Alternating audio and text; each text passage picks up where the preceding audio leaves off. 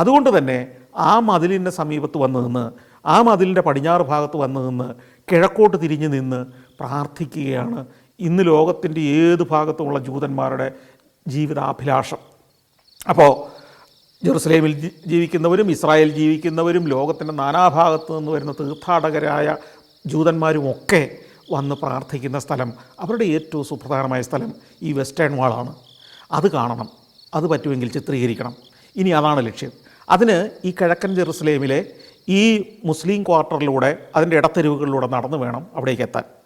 അങ്ങനെ നടന്ന് പല വഴികൾ തിരിഞ്ഞ് ചോദിച്ച് കേട്ട് ഞാൻ ഈ വെസ്റ്റേൺ വാളിൻ്റെ പടിഞ്ഞാറ് ഭാഗത്തെത്തി.